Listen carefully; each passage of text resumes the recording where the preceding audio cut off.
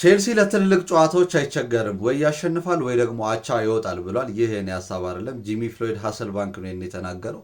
ኦፕታ ከበርንሊ ጋር ከነበራቸው ጨዋታ በኋላ ቼልሲ ስድስተኛ ሆኖ የመጨረስ እድላቸው በጣም ሰፋ ያለ እንደሆነ ወደ 32% ያደገ እንደሆነ ተናግሯል። ምክንያቱም ቀጣይ ያላቸው ፊክስቸሮች በጣም ታፍ ነው፣ ስለዚህ ለቼልሲ ትንሽ ያስቸግራል ብለው ማለት ነው። ነገር ግን አሁን ያልነውን ሀሳብ ጂሚ ፍሎይድ ሀሰልባንክ ያነሳውን ሀሳብ ደግሞ የሚደግፍ ስታትም አለ። ማለትም ቼልሲ በደንብ ከፖሴሽን ተቆጣጥሮ ከሚጫወት ቡድን ማለትም እንደዚህ የሚያደርጉት ትልልቅ ቡድኖች ናቸው። ከእነሱ ጋር ሲጫወት ወያቸው ይወጣል ወይ ያሸንፋል እና ጥሩ ሪከርድ አለው። በሎ ብሎክ የሚጮቱ ቲሞችን ከ60% ፖሴሽን በታች ደግሞ የሚኖራቸውን ሲያገኝ በጣም ይቸገራል እና ሎ ብሎክ ነው ለቼልሲ እንደውም በደንብ ፈተና የሚል አይነት ሀሳብ ነው የሚያነሱት።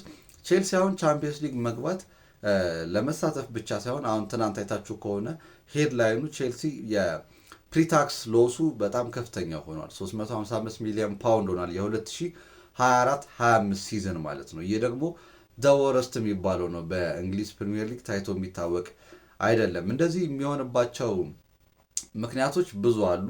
ከእነሱ ውስጥ እኔ ለአሁኑ ለዚህ ቶፒክ የሚሆነው ምንድን ነው ቻምፒየንስ ሊግ አለመሳተፋቸው እንዴት ኢምፓክት እንደሚያመጣ ልንገራችሁ። የቼልሲ ስኳድ ኤክስፔንሲቭ ነው። በጣም የሚከፍሉት ደሞዝ በጣም ውድ ነው። ኦፐሬቲንግ ኮስት ምናምን ደግሞ አለ እዛው የሚደረግ ነገር።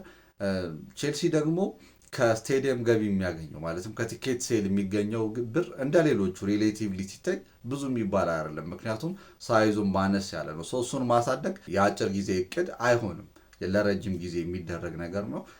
ይሄ ከዚህ ውስጥ አይካተትም ማለት ነው። የዩኤፋን ፋይናንሻል ፌር ፕሌይ ሚት ለማድረግ ትንሽ የሚያስቸግር ማለት ነው። ከቻምፒየንስ ሊግ ግን የሚገኘው ገቢ ይህንን ትንሽ እንዲያካክሱ ያደርግላቸዋል። ከዩኤፋ ጋር የ4 ዓመት ሴትልመንት አግሪመንት አላቸው። ይህንን ነገር ስሙዝ ለማድረግ ማለት ነው። በ2028/29 ወደ ሰርፕለስ ነው መሄድ ያለባቸው። ኪሳራው ቀርቶ ጭራሽ ወደ ትርፍ ማለት ነው።